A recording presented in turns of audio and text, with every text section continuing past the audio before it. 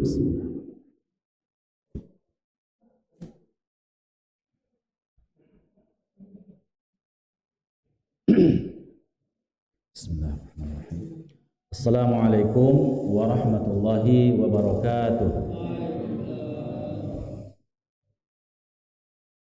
Innal hamdalillah nahmaduhu wa nasta'inuhu wa nastaghfiruhu wa nastahdihi wa natubu ilaih wa na'udzu billahi min shururi anfusina wa min sayyiati a'malina may yahdihillahu fala mudilla lahu wa may yudlil falan tajida lahu waliyyan mursyida.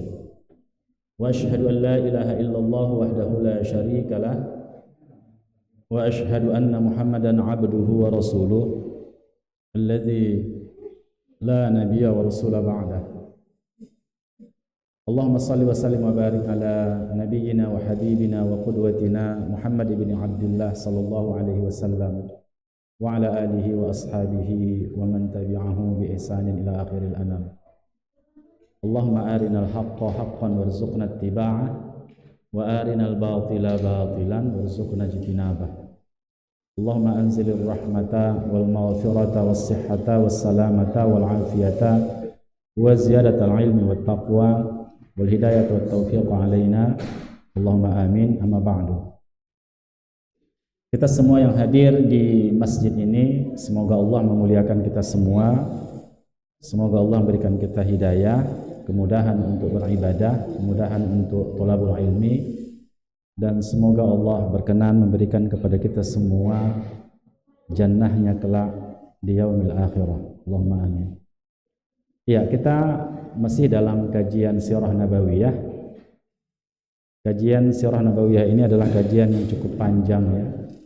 Kita membahas sebelum Rasulullah lahir, bagaimana kondisi tanah Arab, bagaimana keagamaan mereka, bagaimana politik, bagaimana situasi sosialitas mereka, kemudian Nabi dilahirkan, sampai hari ini kita sudah masuk pada pembahasan upaya pembunuhan Rasulullah oleh Bani Nadir. Ikhwah yang dirahmati Allah Subhanahu wa taala, kita sudah bahas tentang perang Uhud, di mana kaum muslimin mendapatkan kekalahan pada akhir peperangan, padahal awalnya memenangkan peperangan itu, tapi disebabkan oleh para pemanah turun dari bukit, dari gunung itu, akhirnya Khalid bin Walid menjadikan itu sebagai sebuah kesempatan atau momentum untuk menyerang balik kaum muslimin, dan terjadilah apa yang terjadi. 70 orang kaum muslimin gugur. Kebanyakannya itu orang-orang Ansar. Kebanyakannya orang-orang Ansar gugur. Dan setelah perang Uhud itu, lalu gugur lagi sekitar 80 orang kaum muslimin.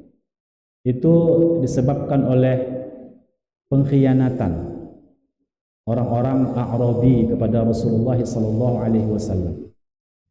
Sebagaimana yang kita kenal dalam kasus Raji', 10 orang kaum muslimin dibantai, dan setelah itu ada lagi undangan kepada Nabi untuk mengirimkan orang-orang terbaiknya yang paham Al-Quran agar mendakwahkan pada kabilah mereka.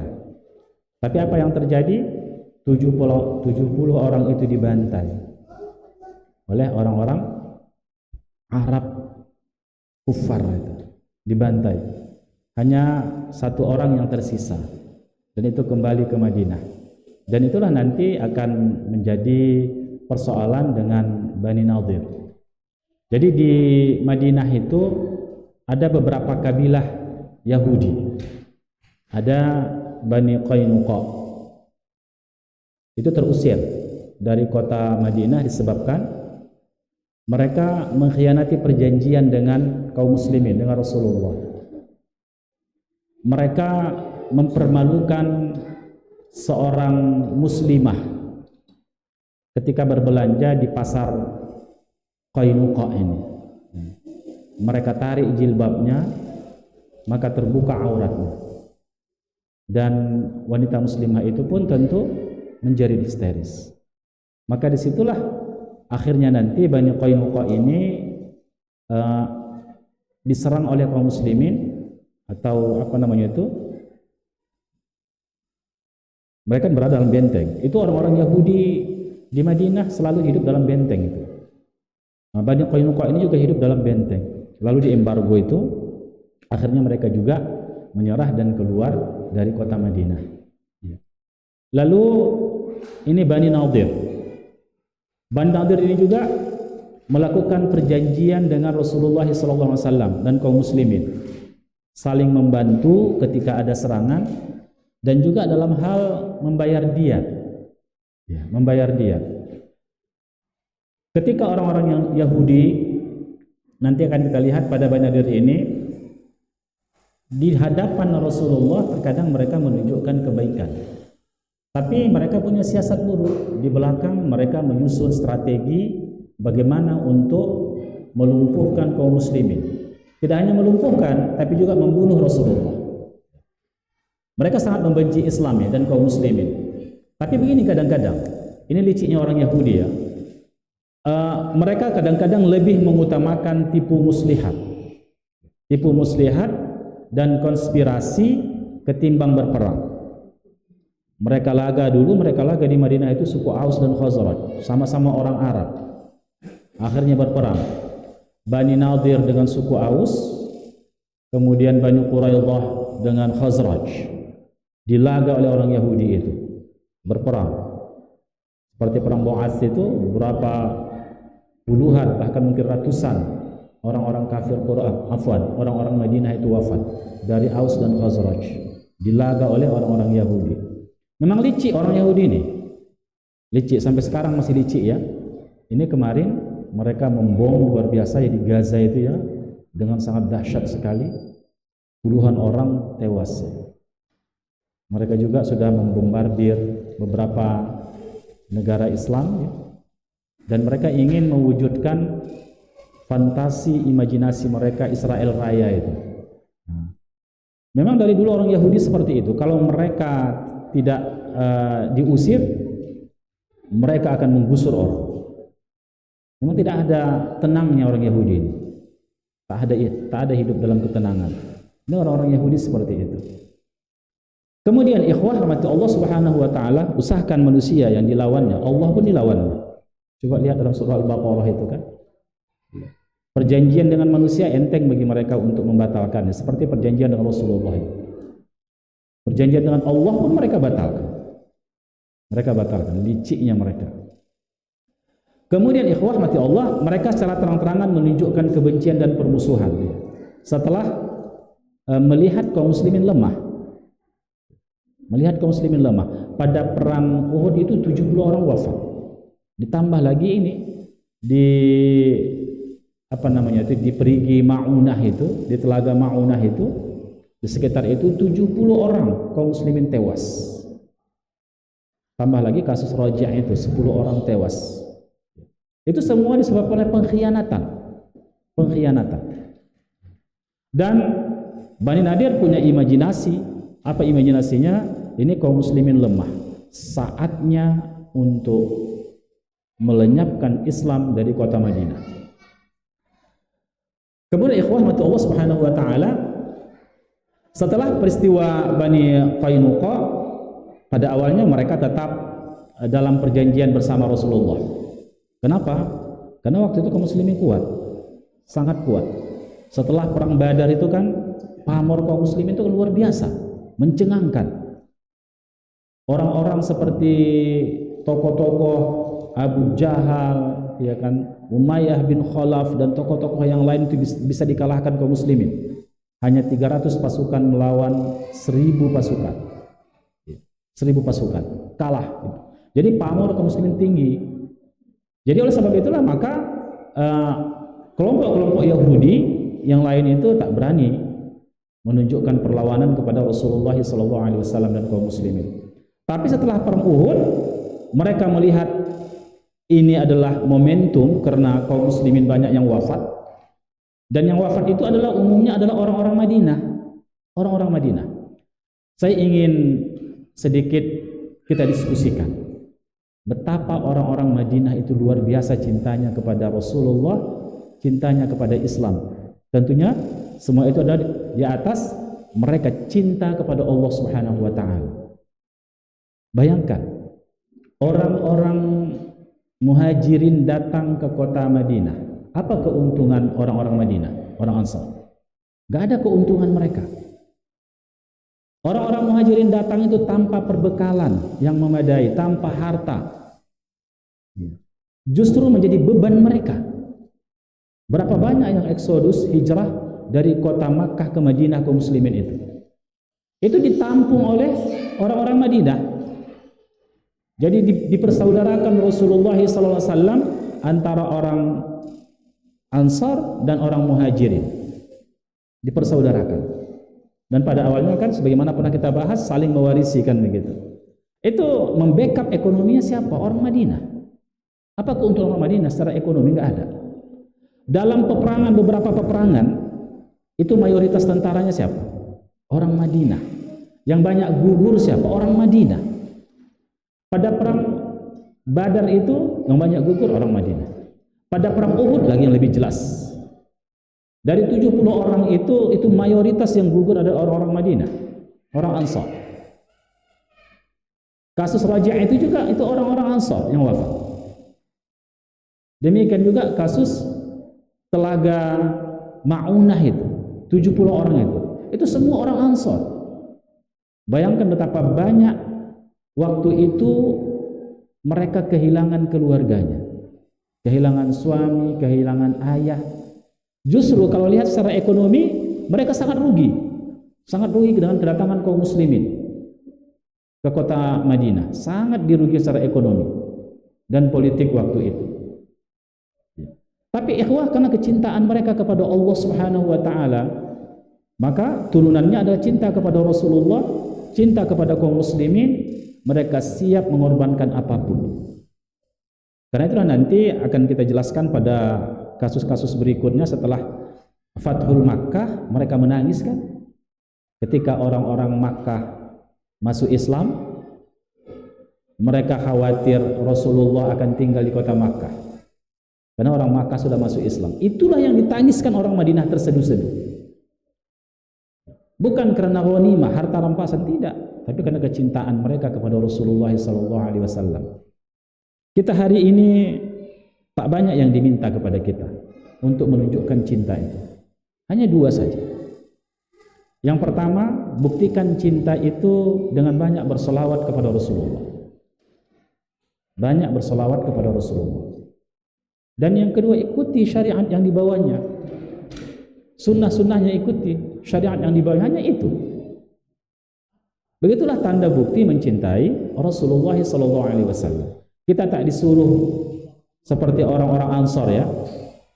Tak disuruh seperti orang-orang Ansar. Tapi hanya dituntut untuk menghidupkan ihya'us sunnah, menghidupkan syariat yang dibawa oleh Rasulullah SAW, menghidupkan sunnah-sunnah. Lalu ikhwah, kita kembali di sini ya. Mereka setelah melihat kelemahan kaum muslimin di situ, mereka pun berencana untuk mengkhianati Rasulullah. Mereka mencabut loyalitasnya dan membatalkan perjanjian sepihak. Ya. Mereka diam-diam menjalin hubungan dengan kaum munafik musyrik Makkah. Jadi mereka melakukan hubungan. Ya. Memang selama hari mereka punya hubungan. Kalau Bani Nadir ini dekat dengan suku Khazraj ya. Dan waktu itu ikhwah, mereka juga memiliki korespondensi dengan siapa? Dengan orang-orang Makkah, dengan kafir Quraisy. Jadi mereka diam-diam menjalin hubungan dengan kafir Quraisy. Tujuannya apa? Tujuannya untuk melemahkan kaum muslimin atau bahkan menghilangkannya dari peta politik kota Madinah, peta keagamaan Madinah. Baik. Lalu mereka melakukan rencana pembunuhan kepada Nabi. Kita lihat selama hari ini betapa banyak kasus yang berhubungan dengan orang-orang Yahudi, Nabi tetap bersabar menghadapinya. Nabi tetap bersabar. Ya. Sampai akhirnya mereka semakin lancang. Ya. Kalau bahasa kita di Medan ini semakin menjadi-jadi. Ya, semakin menjadi-jadi perbuatan mereka, PL mereka, gitu kan? PL itu kan berasal dari kata fi'il sebenarnya, Pak ya. Perilaku mereka semakin menjadi-jadi. Setelah peristiwa Ar-Raji' dan Bir Ma'unah itu, ya, maka mereka mendapat perhatian dari kaum muslimin. Ya. Akhirnya mereka merancang sebuah konspirasi bertujuan untuk membunuh Nabi Sallallahu Alaihi Wasallam. Jadi mereka berencana untuk membunuh Nabi kita Muhammad SAW. Itu kasusnya begini. Ada 2 orang dari Bani Kilab. Itu yang dibunuh oleh Amir bin Umayyah Ad-Dhamri. Ini kan yang selamat dari 70 orang itu dari pembantaian di Bir Ma'unah itu adalah Amr bin Umayyah, karena dia dilepaskan waktu itu. Hanya dia yang selamat. Tapi ketika di perjalanan dia singgah, nampaknya ada 2 orang yang sedang berteduh. Dia menyangka ini adalah musuh. Orang ketakutan. Jadi persepsinya ini musuh kan begitu. Akhirnya apa? Dibunuh oleh sahabat ini Amr bin Umayyah. Kemudian ikhwah, oleh sebab itulah maka 2 orang ini kan wajib bayar diat. Maka Nabi menanggung bayar diat. 1 nyawa itu berapa ekor onta? 100 ekor onta. 2 orang yang dibunuhnya berarti dibayar 200 ekor onta. Jadi Nabi meminta kepada Bani Nadir ini ikut membayar diat. Itu sebagai tindak lanjut atau sebagai kewajiban melakukan perjanjian dengan Rasulullah SAW, sama-sama menjaga kota Madinah, kemudian sama-sama membayar diat, saling membantukan begitu. Tapi Bani Nadir itu enggak mau mereka. Iya. Lalu Rasulullah SAW pun melakukan negosiasi dengan mereka dengan membawa beberapa orang sahabat. Ya, baru sahabat lalu singgah ke sana dan mereka katakan, kalau begitu baiklah Abul Qasim. Abul Qasim itu nama kunyah dari Nabi Muhammad SAW, karena salah seorang anaknya namanya Qasim. Ya. Maka dia disebut dengan Abul Qasim. Abul Qasim. Ya. Kami akan melakukannya. Duduklah di sini sampai kami penuhi permintaan. Mereka pakai benteng. Nabi dan para sahabat tidak masuk ke dalam benteng mereka, tapi di luar benteng. Dan di salah satu benteng Nabi pun dengan Ali, Abu Bakar, Umar itu duduk di benteng itu. Di atas benteng itu kan itu kediaman mereka. Mereka bisa naik ke atas benteng. Nabi duduk dekat salah satu dinding rumah mereka sambil menunggu janji, ya, dari Bani Nadir untuk dipenuhi. Bersama beliau duduk pula Abu Bakar, Umar, Ali dan sekelompok sahabat yang lain. Dan mereka menunggu apa yang akan dilakukan oleh Bani Nadir ini, yaitu untuk mengumpulkan diat, membayar diat atas kewafatan 2 orang Bani Kilab itu. Ini konsekuensi dari perjanjian itu. Kemudian ikhwah, orang-orang Yahudi pun berkumpul diam-diam sesama mereka. Di dalam benteng itu mereka berkumpul. Lalu syaitan pun membisikkan kepada mereka. Apa yang dibisikkan syaitan? Untuk membunuh Nabi Sallallahu Alaihi Wasallam. Ini kesempatan kalian untuk membunuh Nabi Sallallahu Alaihi Wasallam. Lalu setelah mereka berumbuk, kalau bahasa kita kan begitu, mereka berdiskusi. Lalu ada di antara mereka mengatakan, siapa di antara kalian yang mau mengambil batu untuk gilingan tepung waktu itu, batu besar, lalu dia naik ke atas dan menjatuhkan ke kepala Muhammad hingga hancur kepalanya. Kira-kira begitulah bahasanya kan. Naik diam-diam ke atas, kan Nabi kan bersandar di balik tembok, lalu naik ke atas mau dijatuhkan batu ke kepala Nabi SAW. Lalu ada salah seorang di antara mereka namanya Amr bin Jahsh. Lalu dia berkata, aku yang akan melakukannya. Jadi Amr bin Jahsh ini memang Yahudi betul ini. seorang pengkhianat, seorang yang sangat benci kepada Rasulullah. Dia menyanggupinya, aku akan melakukannya. Namun ada salah seorang di antara mereka namanya Salam bin Mishal. Dia menegur, jangan kalian lakukan itu. Wallahi, demi Allah, pasti Muhammad akan diberitahu tentang apa yang kalian rencanakan. Itu menunjukkan apa? Mereka yakin Rasulullah itu Nabi, utusan Allah, Rasulullah. Tapi mereka bangkang, tak mau menerimanya sebagai Nabi karena tidak keturunan Bani Israel. Inilah ta'assubnya.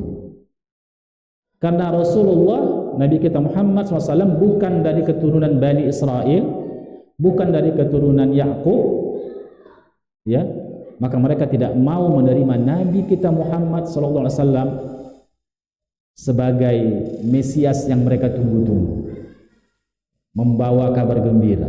Gak mau mereka. Kenapa? Bukan dari Bani Israel.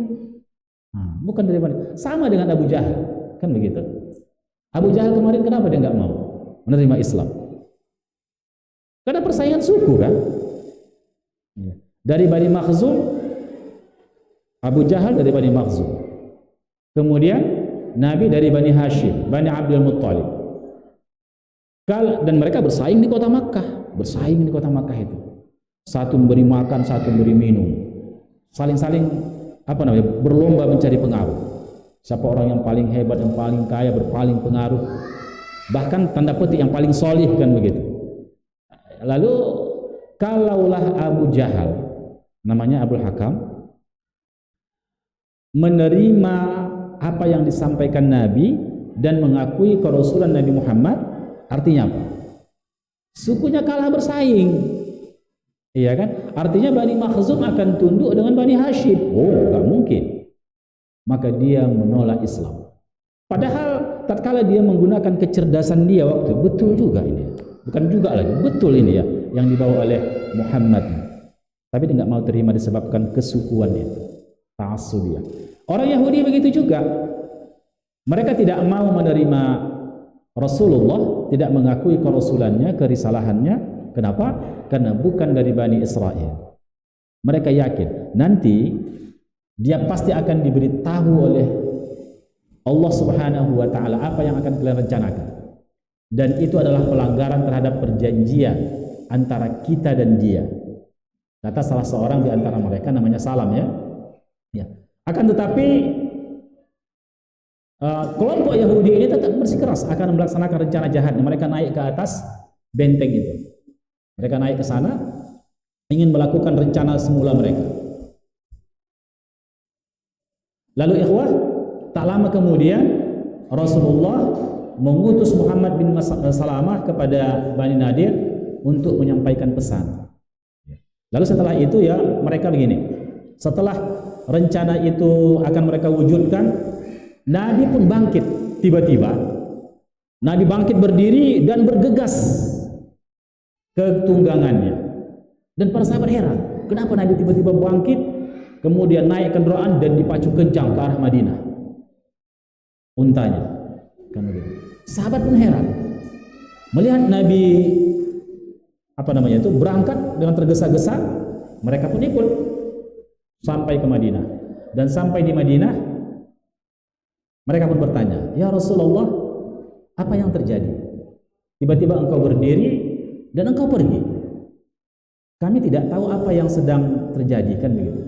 Lalu Nabi pun memberitahukan kepada mereka tentang niat jahat orang Yahudi itu yang akan membunuh Nabi kita Muhammad sallallahu alaihi wasallam. Setelah peristiwa itu, ya, tak lama kemudian setelah itu Rasul mengutus Muhammad bin Maslamah kepada Bani Nadir untuk menyampaikan pesan. Pesan itu adalah perintah agar orang-orang Bani Nadir keluar dari Madinah. Jangan tinggal bersamaku lagi, kata Nabi, di kota ini. Aku beri kalian tenggat waktu 10 hari. Jadi Nabi berikan tenggat waktu 10 hari agar mereka keluar, membawa barang-barang mereka apa yang bisa mereka bawa. Siapapun yang masih aku temukan di sini setelah itu, kata Rasulullah, maka ia akan aku perangi. Jadi sebenarnya peperangan dengan Bani Nadir ini disebabkan oleh pengkhianatan mereka. Bukan atas nama agama, bukan disebabkan agama karena mereka Yahudi, Nabi Muhammad Islam, mereka tidak masuk Islam, mereka diusir, tidak. Mereka terusir dari kota Madinah sama dengan Bani Quraidah nanti, itu disebabkan pengkhianatan mereka. Mereka berkhianat kepada Rasulullah dan perjanjian, maka mereka diusir dari kota Madinah. Ya. Lalu peristiwa ini sampai ke telinga orang-orang munafik. Di kota Madinah itu kan banyak orang munafik. Sekitar 300 orang munafik. Orang munafik di situ. Orang munafik itu orang Arab. Kawannya Abdullah bin Ubay bin Salul. Kenapa Abdullah bin Ubay bin Salul ini tidak mau menerima Islam? Karena persoalan dunia. Sebelum Rasulullah datang, ketika terjadi peperangan antara Aus dan Khazraj, lalu mereka berdamai dan mereka sepakat mau mengangkat Abdullah bin Ubay bin Salul sebagai tokoh di kota Madinah, itu akan menjadi raja di sini, akan menjadi penguasa. Lalu mereka masuk Islam.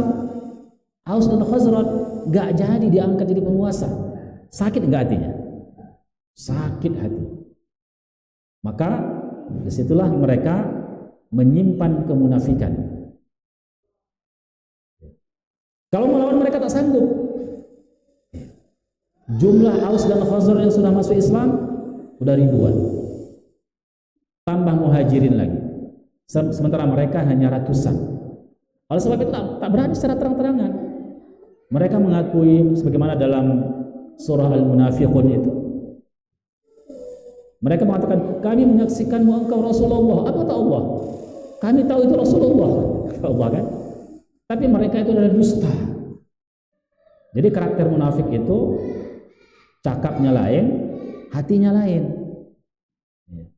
Di depan dia bersyahadat, tapi dalam hatinya dia tidak mengakui kerasulan Nabi Muhammad SAW.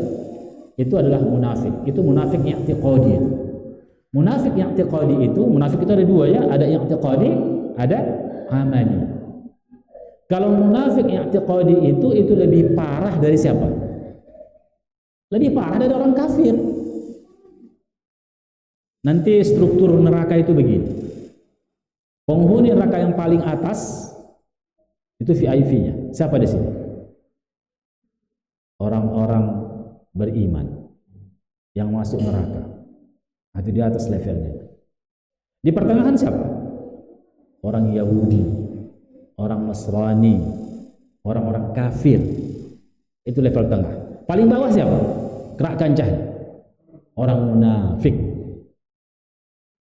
Orang munafik yang paling bawah. Bidarkil asfal minan. Mereka berada di neraka yang paling bawah. Tapi walaupun orang yang beriman itu VIP neraka, ada yang mau kira-kira? Gak ada yang mau.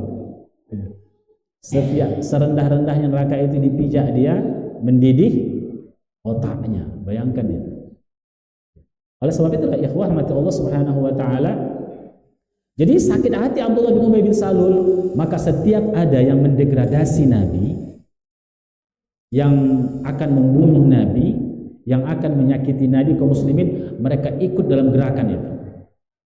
Antum masih ingat tentang perang Uhud itu kan? Mereka ikut dalam barisan kaum muslimin. 1000 orang kaum muslim, 1000 orang Madinah yang akan melawan 3000 orang Makkah. Sudah berjalan dari kota Makkah menuju Uhud. Sampai sudah bertemu, saling melihat antara orang Quraisy, kafir Quraisy dan kaum muslimin. Apa yang dilakukan oleh Abdullah bin Ubay bin Salul? 300 orang mundur ke Madinah di hadapan musuh.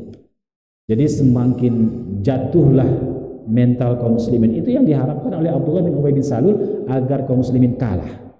Itu munafik itu. Tapi Nabi memaafkannya karena Abdullah bin Ubay bin Salul ini juga cerdas. Cerdasnya di mana? Dia punya alasan. Kalau peperangan itu di kota, kami akan ikut, kata mereka. Ini kan peperangan di luar kota. Ya, karena sebelumnya Nabi merencanakan peperangan itu di dalam kota. Itu alasannya. Maka mereka tidak diperangi. Baik.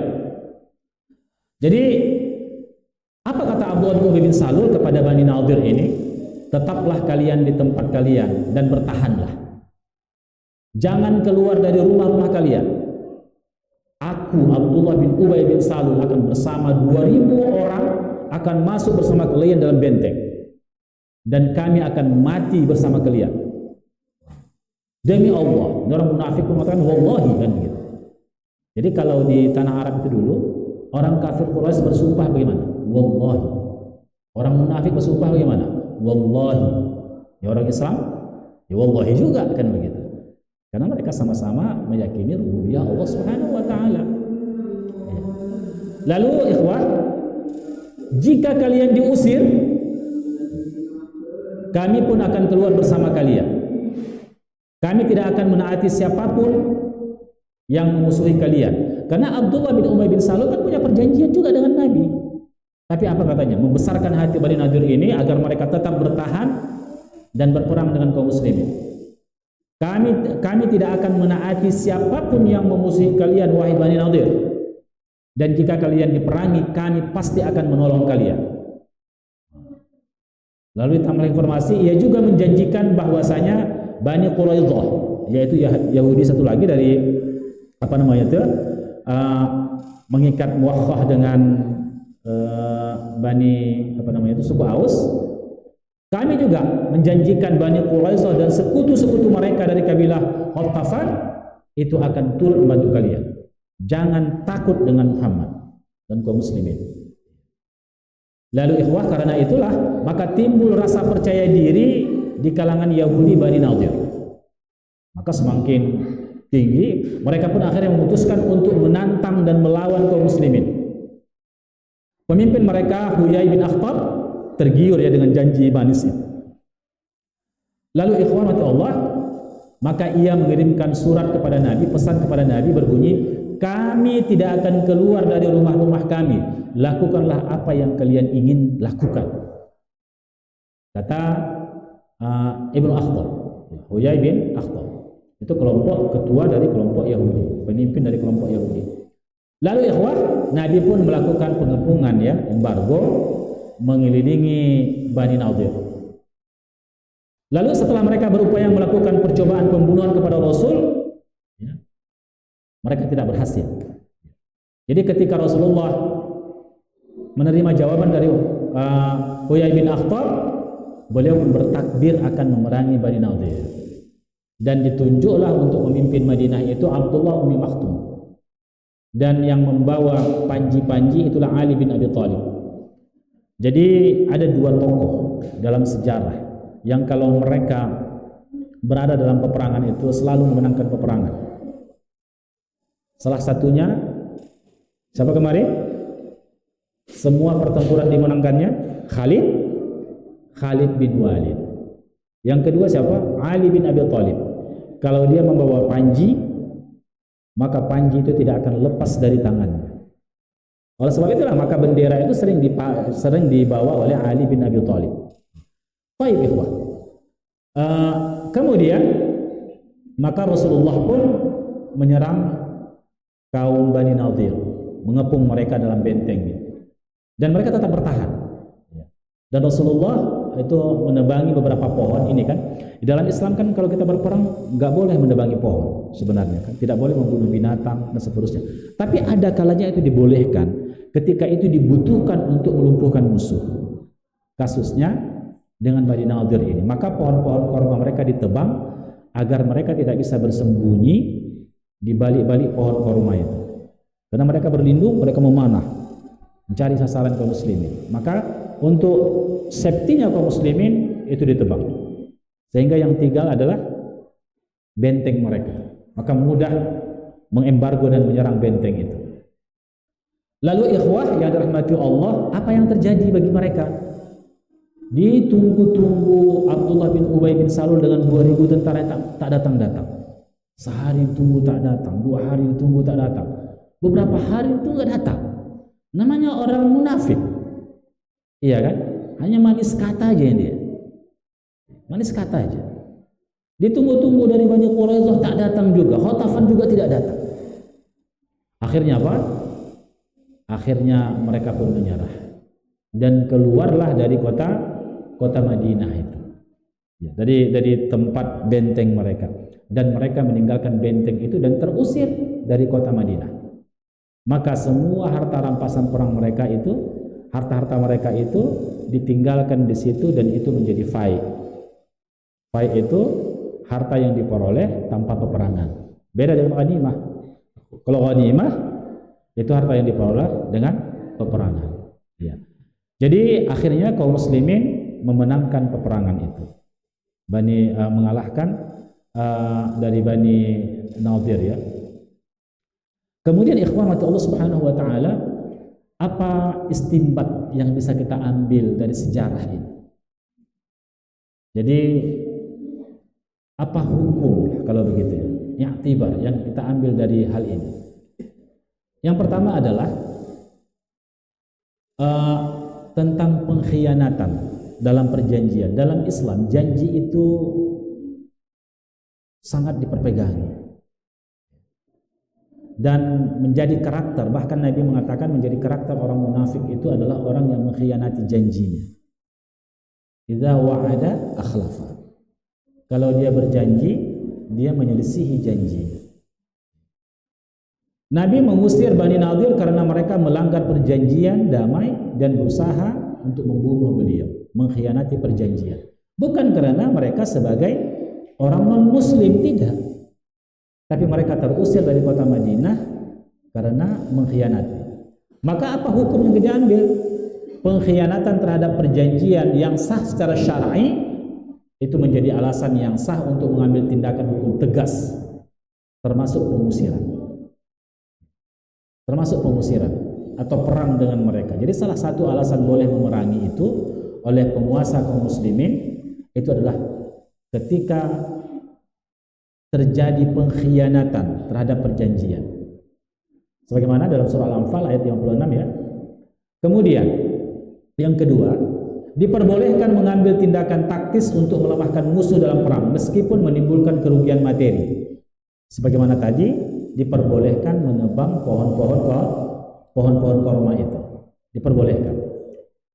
Kemudian fai itu menjadi milik negara, pemerintah ya. Dan penggunaannya ditentukan oleh kepala negara. Jadi tidak dibagi-bagi kaum muslimin yang ikut berperang. Tapi diserahkan kepada Rasulullah yang menentukan siapa yang akan mendapat bahagian. Itu harta fai yang didapatkan tanpa peperangan. Kalau ghanimah tadi harta yang didapatkan dari peperangan. Jadi ikhwah, demikian kaji kita hari ini. Tadi ya tentang begini ya. Saya hanya ingin menanggapi bahwasanya sepakat para ulama Rabiul Awal ini itu bulan kelahiran Nabi. Gak ada khilaf di situ, sepakat. Tetapi yang berbeda adalah tanggalnya. Ada yang mengatakan 12 Rabiul Awal, ada yang mengatakan 9, dan ada beberapa pendapat lagi. Jadi 12 Rabiul Awal itu termasuk pendapat yang tidak kuat. Secara saintifik hisab itu tepatnya adalah pada tanggal 9.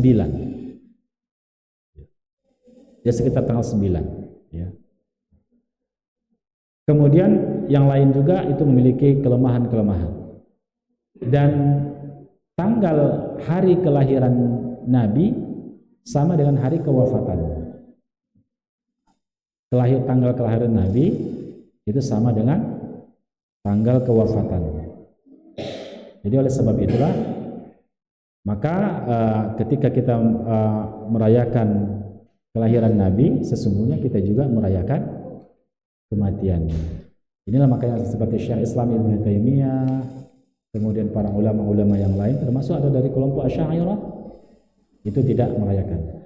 Dan kemudian ini kita artinya begini ya, di sini ada perbedaan. Kita berlapang dada saja.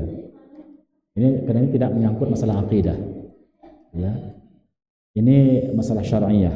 Walaupun ada juga hubungannya dengan akidah, kan begitu ya, tapi tidak mutlak.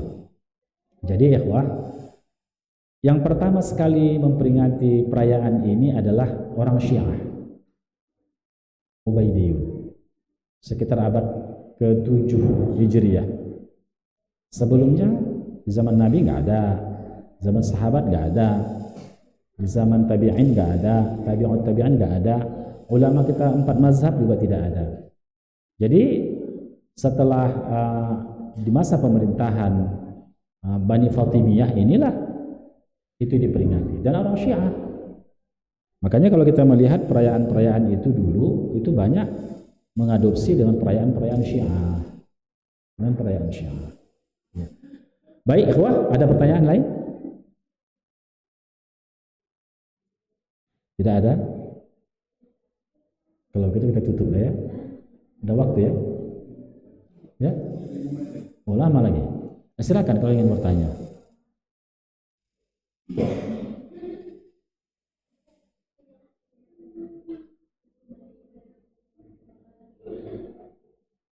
Oh ya, begini. Ada hadis Nabi, saya ingin juga merespon sedikit. Ada hadis Nabi yang menjelaskan kullu amrin dzibalin la yubda'u fihi bi bismillahirrahmanirrahim fahuwa aqta.